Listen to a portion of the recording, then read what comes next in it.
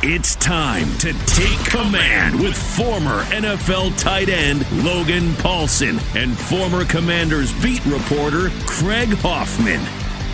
What's up? What's happening? Pads are on for Take Command. I'm going to run full speed into Logan Paulsen. I'm Craig Hoffman. I would fall over if that happened, just to be very, very clear. First day of pads today, Logan. Exciting day always in the training camp. Kind of timeline. Fans back in attendance today as well as they were on Sunday. One more practice tomorrow before they take a break. Wednesday is an off day, so they changed that up. Initially, they were going to go 3 days in a row from what I was told, and then they've mixed that up. Thursday, the next practice. But we're in it, man. And next week, it's not too long till they're up in New York doing the joint thing, and then on to preseason game number 1. Here we are, padded practice time. Here we are, man, and it's always fun when you get to padded practices, I think, because it's real football. You know, it's like all this speculation, and this guy looks good, and this guy's moving nice, and it's a little bit different when you put the pads on. Like I remember, when I was playing, I'd always try to kind of simulate the pads. I'd try to buy a weight vest and try to run the routes and try to, do all this different stuff.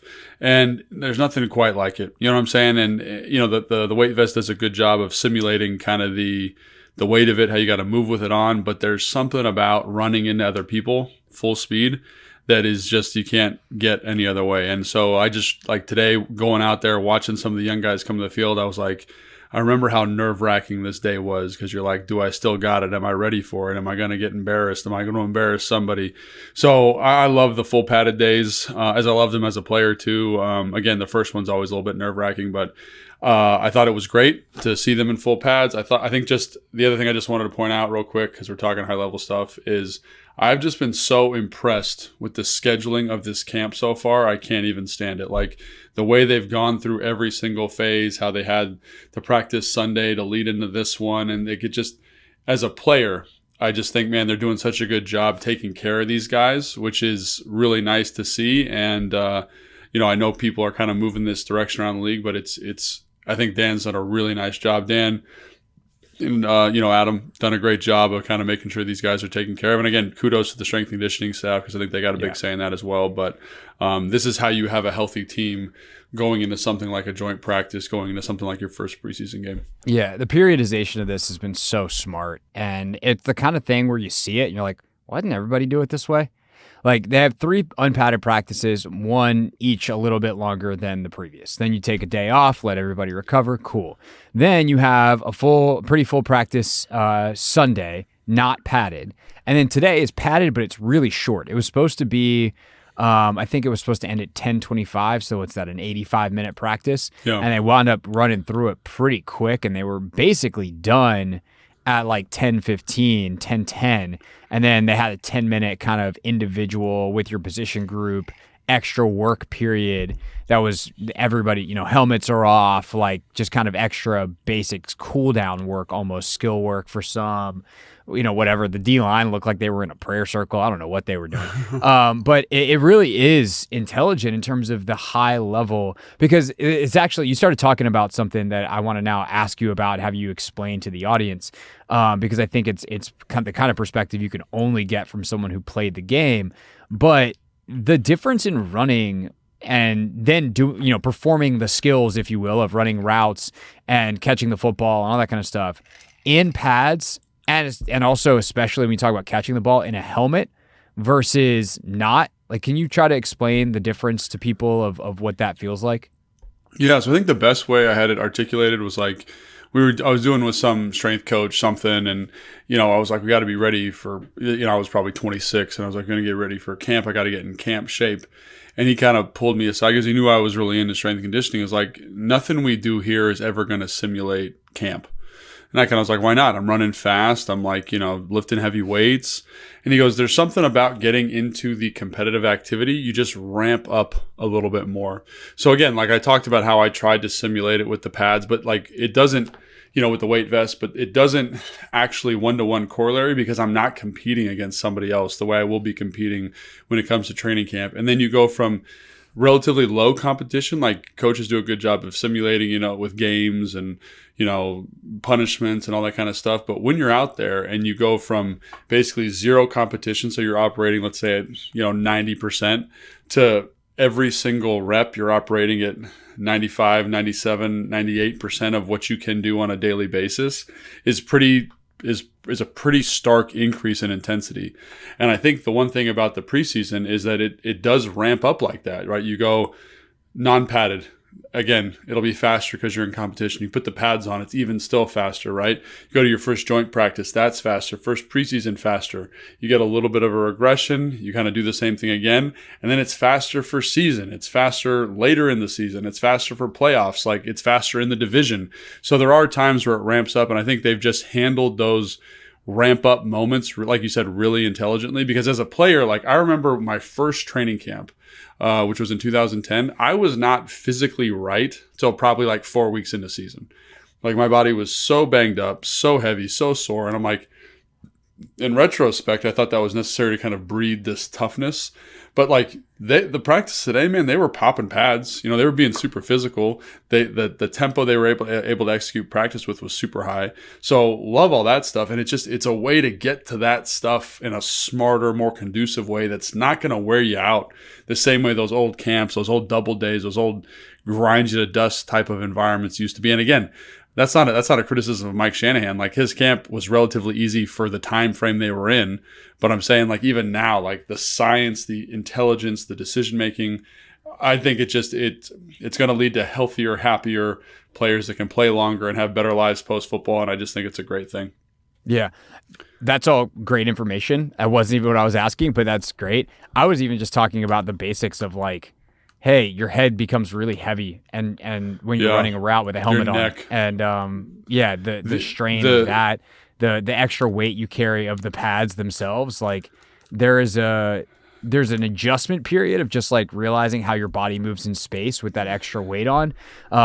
Additionally, there's also everything that actually leads into everything you just talked about in terms of the ramp up of how you thus condition those things over time so that you are not trying to make these leaps and you're asking your body to do more than it can handle, which is exactly how you get hurt. Yeah, and I think the thing you brought up about pads there, the one thing that I used to experience almost to a T was like I'd be doing routes on air, 7-on-7 OTA routes, mini camp routes with no pads on or like shells on.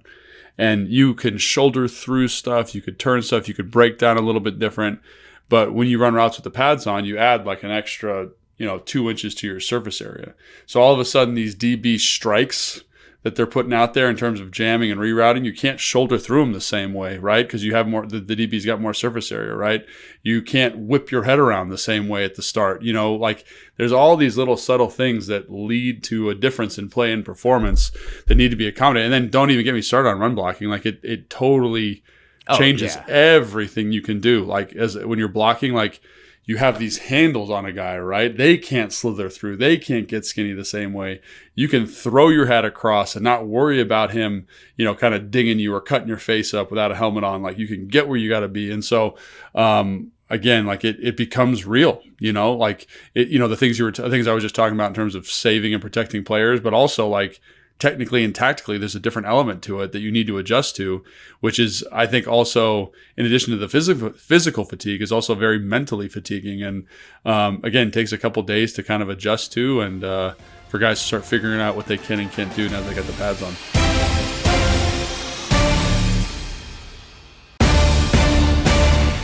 So, pads are on. What'd they do with them? Obviously, you start looking at O-line, D-line is the big thing. I had someone ask me about that this morning. Like, oh, what are you watching for today? First day of pads. I was like, pretty obvious. I'm watching inside because the game literally changes in all the ways you just described. The technicality, the tactical nature of what you're trying to accomplish becomes different. It's also the practice is going to be designed that way. They're going to make sure that they set up some pass rush, some play pass, and then obviously the run game stuff, which we saw some of today. Dealing with injuries is a part of all this stuff. Andrew Wiley's been dealing with some kind of tightness, and so he was out of most of team again. So that affects some of the rotations that we saw. There's a couple other guys that were rotating in, like Michael Dieter was working with the first team O-line some at guard as well. But beyond the kind of injury substitution stuff and some of the combinations, we talk about how these guys actually did. What stood out to you from day one in pads? Yeah, I think, the fact we got a team run was great. I know they've kind of hinted at some of that stuff over the first couple of practices. They've had kind of like pseudo team runs, but now you get to see it live and in living color. Like, what does Cliff want to emphasize? Like, how does the defense work? And it's always really interesting to me, the first day of team run, how the advantage, especially now given the new offseason structure, how the advantage favors the offense so much, because the defensive guys just aren't used to playing with pads on. Yeah, and again, it's not like they're not physical, just they can't get away with the same stuff they could before. And so there are some creases, there are some gaps that show up because, again, like, guys are getting walled out, guys are penetrating, and if you think about it, it's not even just the pads. Like, all the stuff they've been able to work on over the last 3 months of the season of the off season is like pass rushing. And so it's kind of hard to kind of put yourself back in neutral and be like, hey, this is first down. Like, I know we were working, all these kind of specific situations where you could rush the passer all the time, but you see guys starting to settle in. You see guys start to splash in terms of physical pops and hits and skating through stuff. Number 47, again, he's not working with the ones, but he showed up a little bit as just a guy that, won a blitz, like won a period in won a rush on a back, won a rush on Jeremy McNichols, and then sets a physical edge. And those things are really great to see. And then you see Ben Sanat kind of moving all around the formation, lining up as a fullback, lining up as a wing, lining up in line. I promised the PR staff I'd correct you if you said it. Sinnott. Sinnott. We got to get our guy Sinnott. Still working through that. Sinnott, sorry, buddy. But again, like a training camp for everybody. And then the physicality that he played with, I was really impressed with, with the pads on, the pop, the snap. And again, you see him snap on a bag, right? Like, in terms of how he brings his hips and can lift and strike. But then to see him do it from all these different positions, I thought was really cool. So to see that element, again, of a guy that, I thought would flash more in the passing game a little bit early on, but now to see that physical element of the game that you saw in film of him at Kansas State, and you're like, oh my gosh, this guy's got something to him, and this guy elevates this team. If he can do that on a down-and-down basis is really, really exciting. So I love that element of it. Obviously, Brandon Coleman was another guy that stuck out to me in team. Not necessarily run blocking. Again, you see the athlete, you see the balance, you see all those things. But I thought his pass sets were a little bit more consistent, which makes sense now because he's got a larger surface area to punch at. His strike's more effective, and that athleticism and recovery speed are able to show up a little bit more as opposed to when you're in pads and your margin for error is so small. So those things I think are all great. Defensively, I'm a biased offensive guy. My eye gets drawn to the offense, but I thought that was a pretty cool, like, team run kind of tone setting period for the day. Yeah, for sure. Quinn talked about Coleman today, and I thought his comments were interesting. He said, one of the things I knew is he's a very good athlete, but what I've been more impressed with is he's got great balance for a big guy, and he's got power in his legs. 1 foot coming back, redirecting on pass rush stunts, that could go. So that might be one of my things that I didn't know was really one of his strengths. And I think you saw that at times today. You saw he got beat once or twice. It happens throughout the course of a practice. And he's still learning. Yeah, for sure. But I think there were some other times where he's facing some of the top guys, and you see the balance, you see the foot speed, you see the quickness, you see him pass, you see some recognition, which I thought was nice today. There's one snap in particular that I was watching him, and I think it was on Furl, and Cleveland jumped inside, and he's, passes it off and is ready for the guy looping back out to the outside. The ball wound up getting out pretty quick, so there wasn't an actual guy that ever came outside. But to see the recognition and see the passing off, like, that's the kind of stuff that really trips up young players. Like, it's one thing to play in a phone booth. It's one thing to play or even not in a phone booth if you're a tackle, because you got plenty of space. It's bigger than a phone booth. But to play outside in that space and be able to command and control the space and do your thing in what's essentially an isolated one-on-one drill in a drop back situation. But when you get into a game, like, that's not what happens. You have to identify who you need to block in the first place. You have to pass stuff off in real time. You have to do all that stuff. And although it's still pretty rudimentary and elementary from this defense, you're starting to see some of the flashes of that with Coleman, which is nice, and also speaks to the fact that he actually has, for all of the guard versus tackle stuff, he's played a lot of tackle. He played 1,000 snaps as a junior at tackle. So I think that's all good stuff from him.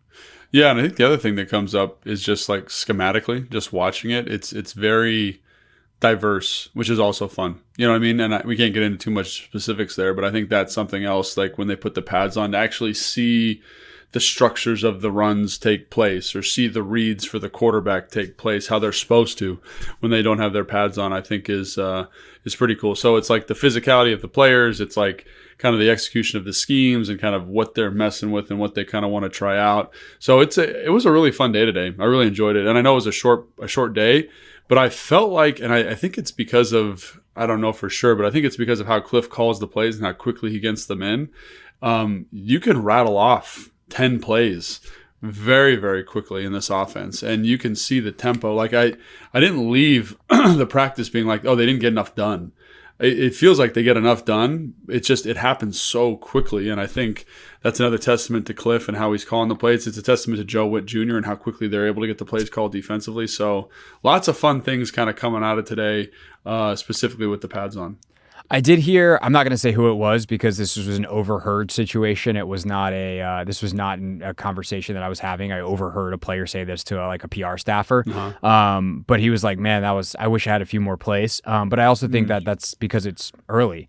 It was a defensive player. So, the way they're rotating offensively versus defensively, all that kind of stuff. I think it's just that adjustment period though. But it also is okay, this is different than maybe what this player has done before. And so you just have to trust it. And if they still feel unprepared for the season by the time the season comes around, that'd be one thing. But after day one of padded practice, it is. But it wasn't like he was, furious about it or anything. The PR staffer asked like, hey, how do you feel? Because they were like, practice is pretty short. And it's like, yeah, how do you feel about it? It's like, I wish I had a few more plays, but whatever. So it'd be curious to see as they get into the season, what that turns into. Like, do these guys feel prepared? Do they ramp it up enough? Do they get enough snaps? Do they get enough rotation to where everyone does feel like they're good to go? But I also think that, like you said, the number of plays, I mean, it's funny to go from Rivera and Turner a couple years ago with Scott kind of as the OC designing how things go, to EB, who was like, I would like to run way more plays, and they're operating at a way faster clip in a different way last year, to this year it's kind of this efficiency, but also probably running the exact same amount of plays as last year because of how they call it, kind of the tempo of the offense and getting the work done that they need to in a much more efficient way. And while doing it, keeping everybody fresher because the rotations of personnel seem to be a lot more constant versus last year. It's like, yeah, they ran a lot of plays, but it was like the ones would be out there for 8, get the 2s out there, get the 3s out there. If the 4's got a snap, then cool. And then you rotate it back through again.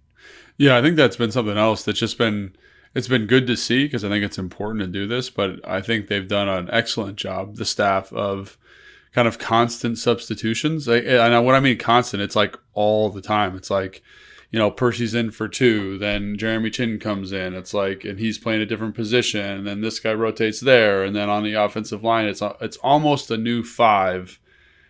I want to say every 3 plays. Like, they're pretty good about, even with the guards, about rotating through. Like, there was a point today where Coleman and Big Luke, I think it was Cornelius Lucas, they were at right tackle, and they alternated every other snap. Yeah. So you had a new 5 literally every single play for part of this period.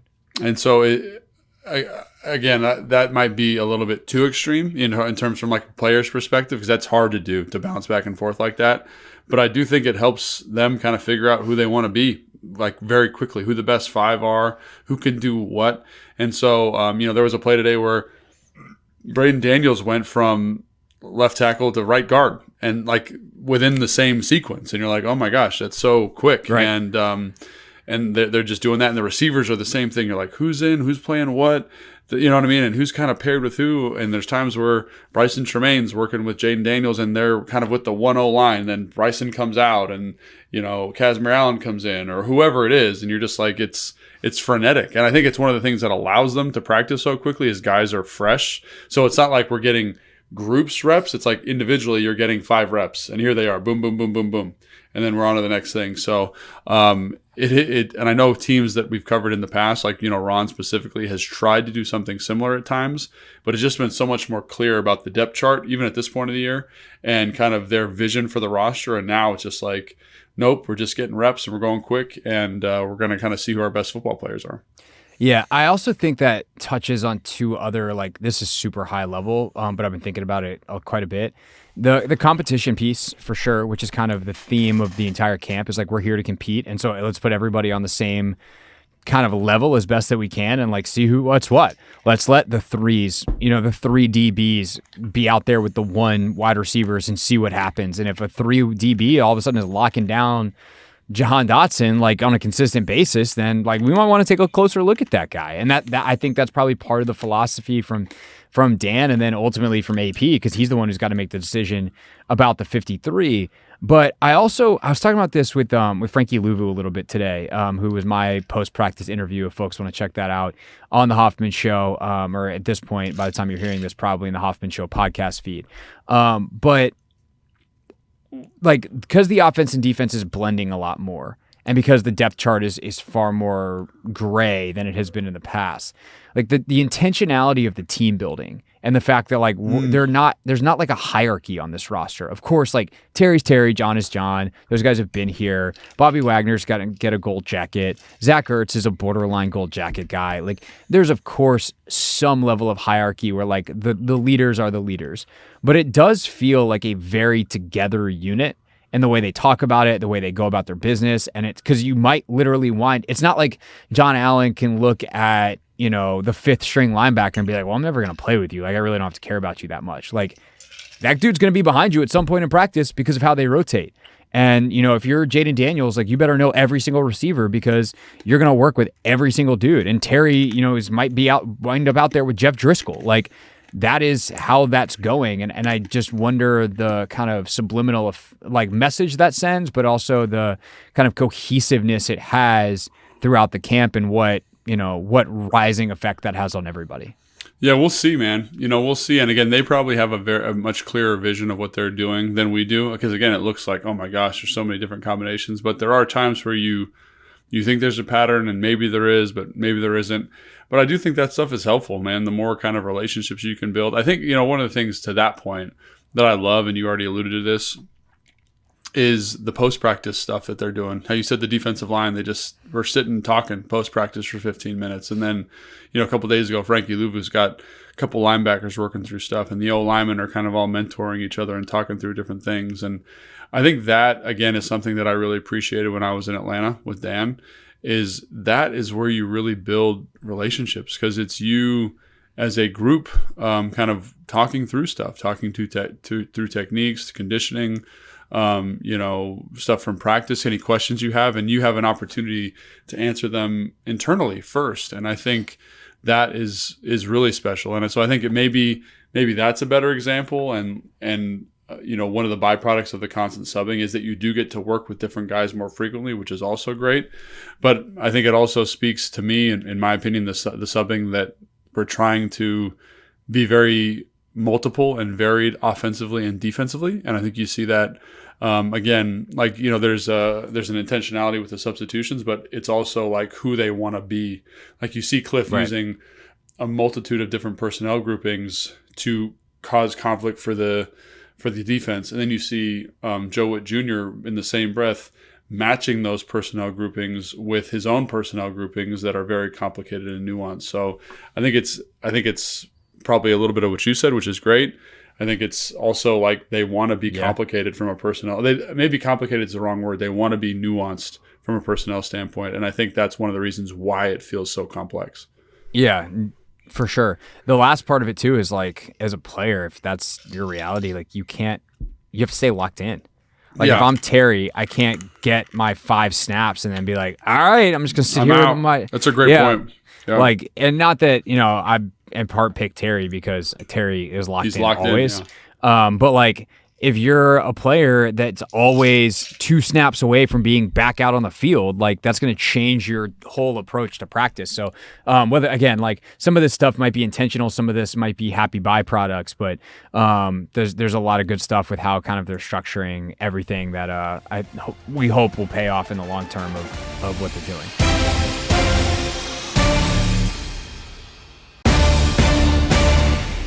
All right, let's get into a couple of players. I want to ask you about a couple of guys because it's so hard to see kind of how different guys are doing unless the ball goes their way or unless you happen to watch them on specific route or whatever. But a couple of guys that I think are worth talking about. One, obviously, is Jayden Daniels, and that will wind up hitting on some of the offense, other offensive guys, I'm sure. But anything that stood out for Jayden with the pads on, because there was a couple of muddy pockets today. Like there was some times where he had to move a little bit, had to adjust. There's guys around his feet. Like that hasn't happened yet. How do you think he handled it, and what did you see from Daniels on day one of pads? I was pretty impressed. It's hard to tell, not having the clicker, like what the pocket actually looks like, because that's when you make some of those decisions. But there was a couple where I was like, man, I love how quick he is in the pocket, how decisive he is. And he's not ever really looking to run, which is such a interesting contrast to like Marcus Mariota, who is always... It's like, I'm a little frenetic. I'm pulling the ball to run. And he's had some really nice scrambles. So I'm not saying that like that's a bad thing. It's just different. It's a different philosophy of playing the position. And I think that's been really cool. And again, like with pads on, throwing windows are tighter. Like today, for example, they're in this kind of like flat contour defensively. Looks like they're bringing some type of pressure, man coverage.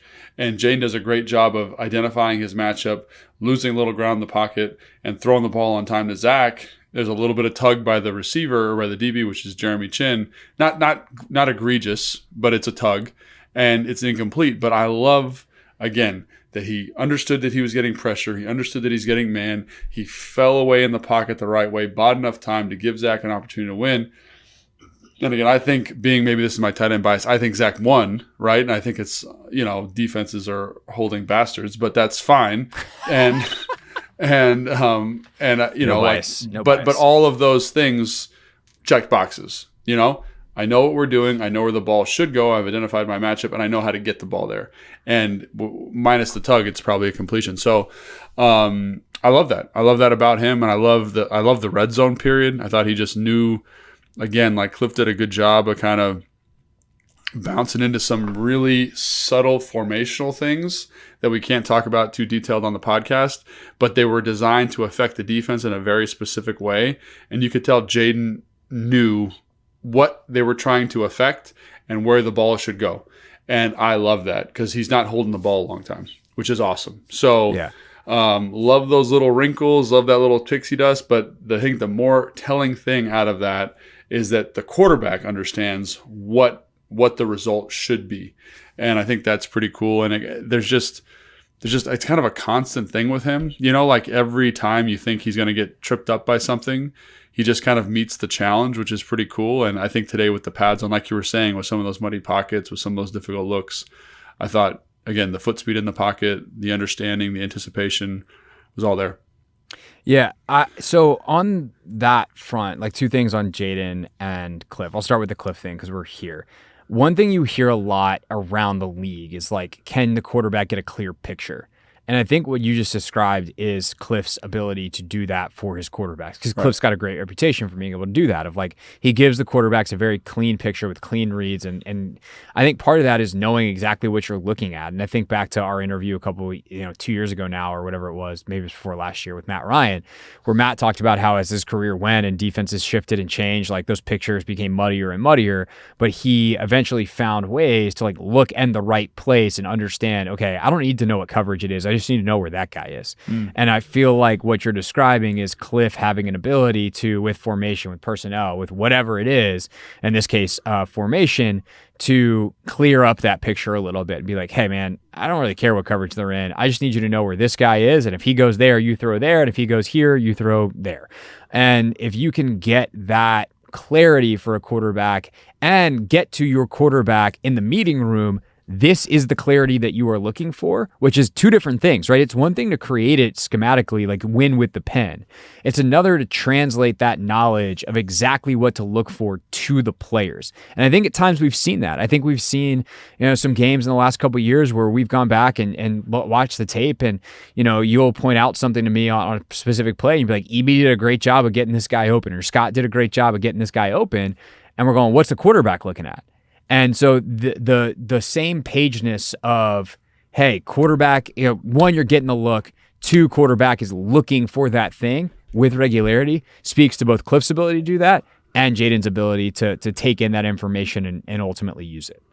Yeah, no, I think that's 100% right, and it's still early in training camp, obviously, and we're still early with Jayden, and we don't know where the defense is in terms of install. We don't know where Cliff is in terms of install. We don't really know what Cliff's motivation is with regards to install, but all those things you just said, I think, are 100% true. It's like this is the kind of window dressing, and there's something very, I guess, like what I would associate like with the West Coast offense, this nuance of formation that you didn't see necessarily. Again, you don't see it in college from Cliff. You saw it a little bit in Arizona, but to see it in practice, you're like, man, this guy gets football. Like there was a touchdown to McNichols the other day, and there was like, it wasn't anything complicated, but basically like the defense didn't pass it off correctly and the back's wide open. I'm like, that's great. And it's all it is a little bit of emotion, gets them in a formation. They're not exactly sure who's got who, and they lose the back. And like, that's all it is. And so I've been really pleased with that element of it. I've been pleased with where they're at with that. And hopefully that continues. And hopefully every single week they just keep building off of that. And it's awesome that they can do that because the quarterback's showing, like to your point, that he understands and that he's smart enough to handle it. And I know we've been talking a lot about Jayden, but there's been times where I'm like, hey, that's good job by Marcus Mariota or Sam Hartman, understanding the same principle. Jeff Driscoll, I think, made a play today that was pretty impressive. Same type of thing. And, those latter two guys, Sam Hartman and Jeff Driscoll, are dealing with worse offensive lines, so that becomes a little bit messy for them. But I think on the whole, like, however Cliff has chosen to teach it, however Johnson has kind of supported him in terms of teaching, Tavita, like, one of the things we were wondering about is, like, how do they put a scaffolding around the quarterback position? And so far, again, it's only been 6 practices. It seems like they've done a great job of building that scaffolding for that position group. Yeah, in red zone today, there's like a couple of wide open touchdowns, and like that wide open speaks like to silly wide open. Yeah, like obviously Joe Witt Jr. is going to be like, that's us messing up, but it tells you the conflict that the defense is in, and hopefully Joe and his staff can get that cleaned up for on the defensive side. That's the positive and the negative. The double-edged sort of training camp is like, oh man, great job offense, way to go Cliff, love this. Oh crap, the defense is having trouble with it. Like that's just kind of how it goes. And but Cliff did it frequently enough that you're like, man, Cliff's clearly, I don't know what it is. You it's clearly have a better idea of it. I'm watching at it, just, you want to, whether it's because I don't know what it is, period. Even if you showed me the tape, I don't know the names of the concepts, whatever. But also times like you're watching the O-line, all of a sudden a dude's just wide open and you're like, well, it seems to have accomplished what it was supposed to do. Yeah. And to be fair, like, they've done, the offense is putting some stuff in that you're like, I understand why this is challenging. It's designed to stress defenses in man-to-man coverage, right? And it's designed to have answers versus certain zone coverages. And if that's all the defense has in at the moment, then that's going to favor the offense. Right. So, again, like training camp has ebbs and flows. 3 days from now, I bet you the defense is ahead of the curve and you're like, what the heck's wrong with the offense? Like, that's just how it's going to go. You know what I'm saying? Like, they are going to catch up with install-wise. They're going to start matching concepts better. And the defense is going to look like awesome. And that's happened in every single training camp I've been a part of.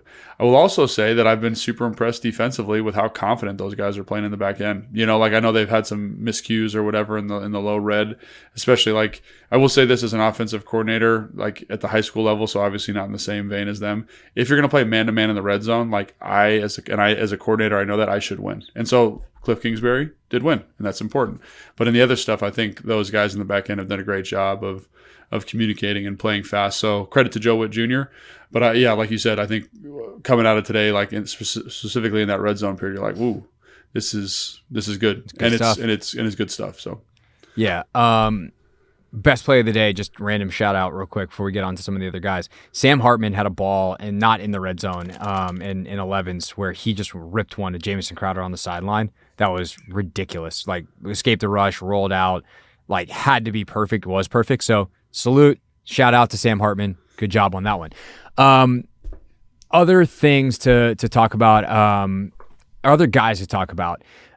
John Dotson. I was asked about him this morning when I was on with the Junkies, and I feel like he's had a bit of a quiet camp so far, production-wise. What have you seen from him when you've watched him, though? Like, is this just odd stretch where the ball is going somewhere else? Like, is he not doing things he needs to do? Like, what have we seen from Jahan Dotson so far? Yeah, I think it's a tough question because, like, when I'm watching, I'm kind of doing multiple things. I'm watching the concept, so I'm trying to figure out who's in. Or watching formation, figure out who's in, where they're lined up, and watching concept. And so I will say I haven't really been focused on Jahan in that way.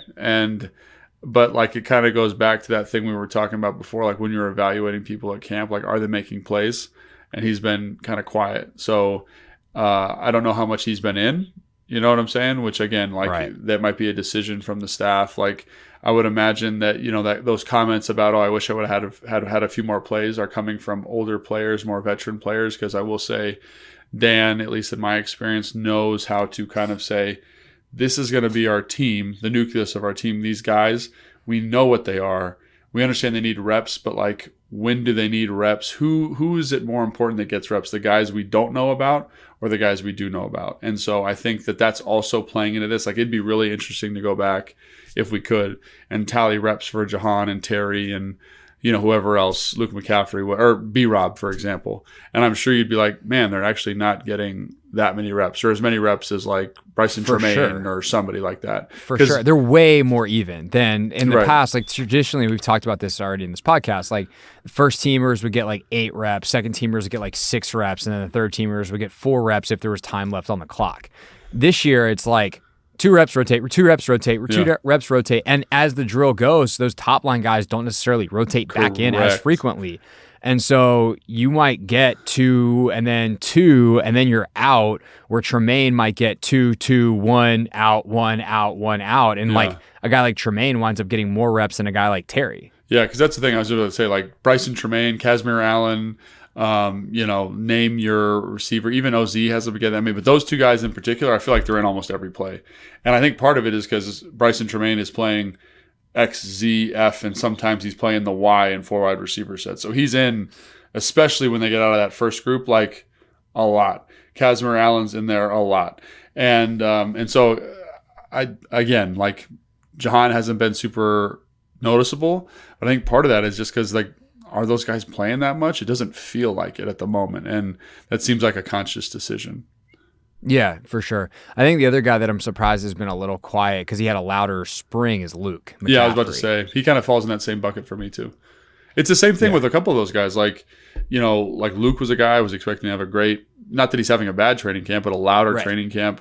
Dominique Hamilton, is that right? Hampton, safety. Excuse me. Yeah. Dominique Hampton, like I thought he'd be louder.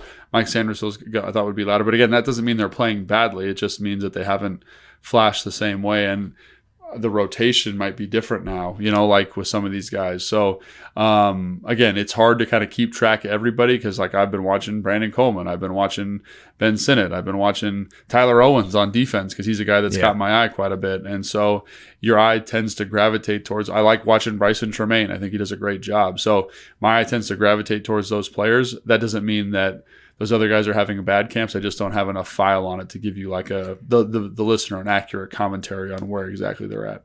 Right. And that's how I feel as well. And that's why I was like, am I missing something? But that has been kind of the interesting thing about a guy like Dotson is like Terry has been more involved, even though their reps are probably pretty similar, because there does seem to be a concerted effort when he's in to get him the ball. Right. And, we talked about that late last week, especially with Marcus, where there was like that one drive where he just force fed Terry the ball, like 5 straight plays on Emmanuel Forbes, and Forbes did a good job on most of them, but Terry got a deep on him one time.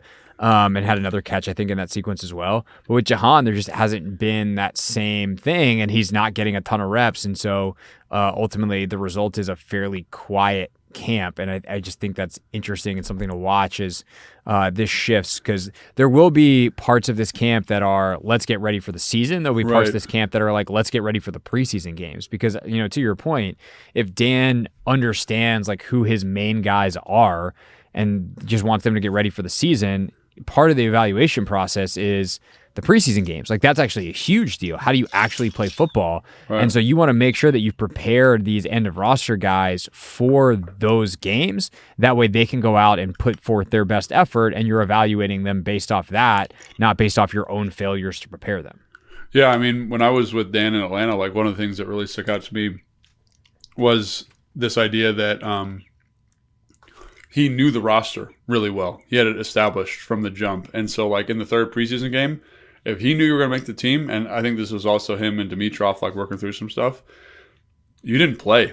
So they'd walk out there with, like, you know, how many guys on the roster? Like 40 guys, and they were like, good luck, you're playing the whole time.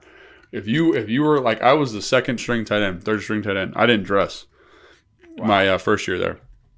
So they You're obviously pissed too because that's your All-Star game. That's We've my All-Star that. game. That's the first time I haven't dressed in my whole career for that game. Was that season? I was just like, whoa, this is pretty cool. Like, not to be stressed out and have to worry about this, but it does show, I think.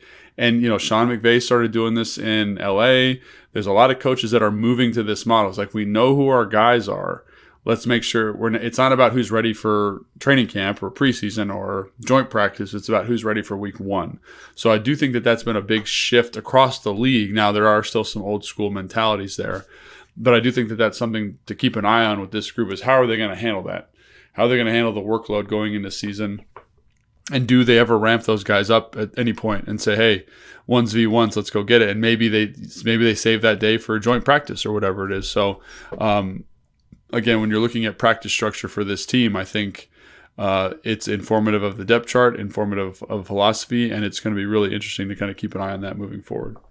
For sure. You mentioned Tyler Owens. I thought one of the most interesting moments of practice today involved him. Kaz Allen bobbled a ball, and Owens was right there. Ball kind of pops up. Allen's able to catch it.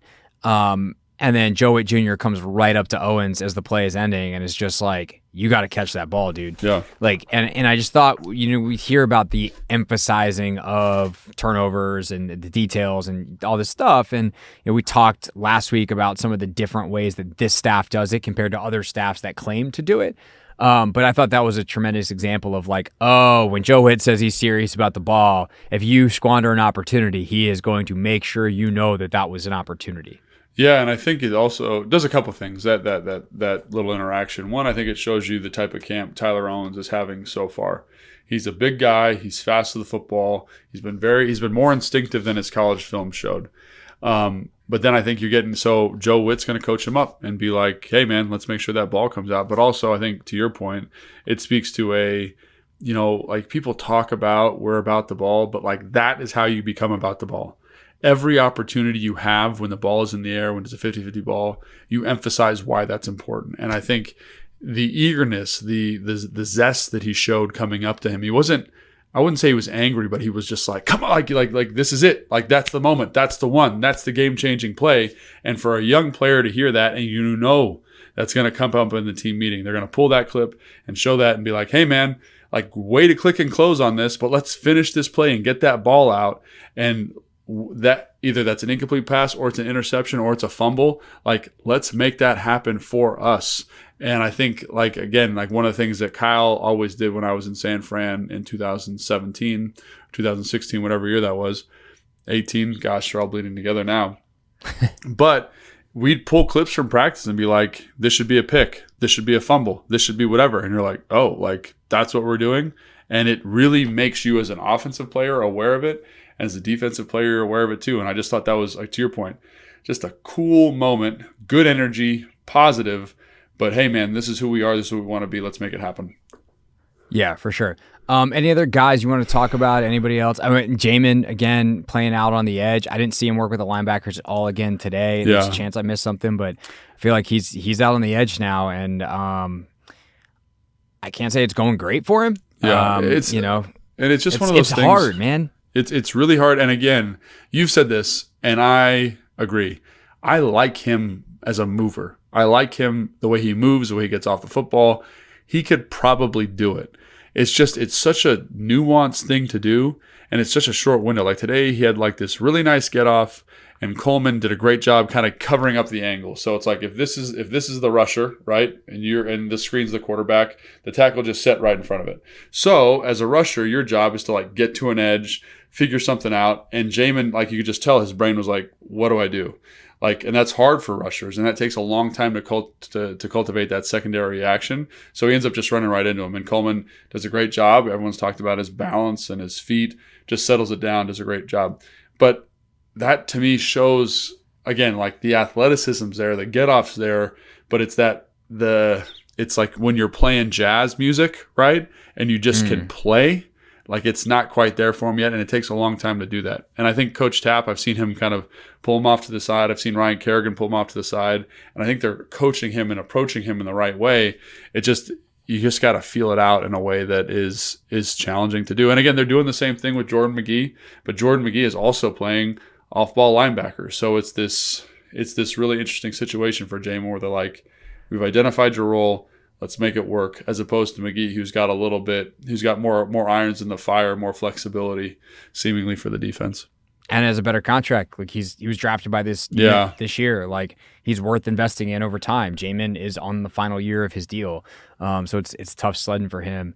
Having traits is not enough. There's been a lot of guys that have played a lot more football on the edge that have similar traits as Jamin Davis. I mean, Jamin's pretty special traits-wise, so at least have most of the traits of Jamin Davis.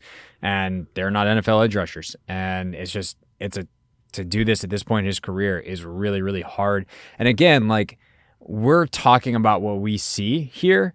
I think both of us liked how Jamin finished the year last year at linebacker, but clearly they didn't see what they needed to continue with him there. They have other people. But then again, weird stuff happens in training camps, and who knows? So a long way to go, and we'll continue to talk about it as we get more data and everything plays out. So that's going to do it for our show today. Tuesday, more practice. Wednesday, off day. So Logan and I are going to take in practice on Tuesday, and then Wednesday morning, I think, is the plan to kind of recap it and see where we are after the first two padded practices. And then next week, more take command. Denton Day will be in for me while I am gone in Paris, headed to the Olympics with my wife. So that'll be a lot of fun. If you want to, actually, I'm not working at all. So I was gonna say, if you want to like see tweets about people running in circles, go somewhere else, because I'm gonna go enjoy myself. But Take Command's not going anywhere. Denton is awesome. You guys know him from the Kevin Sheehan show, and he'll be in with Logan, recapping the practices while I'm gone, and then we're back to it right after the preseason game. I'll be back for that, and Logan and I will do a recap show on the day after the Commanders open their preseason. So that's kind of what you can expect. So we'll see you Wednesday morning for another edition of Take Command. Thanks for watching this clip of Take Command, which has a brand new home. That's right. You can watch on YouTube at the Team 980. You can also listen to full episodes in the free Odyssey app, which is now enabled with Apple CarPlay. So we'll just, follow you around.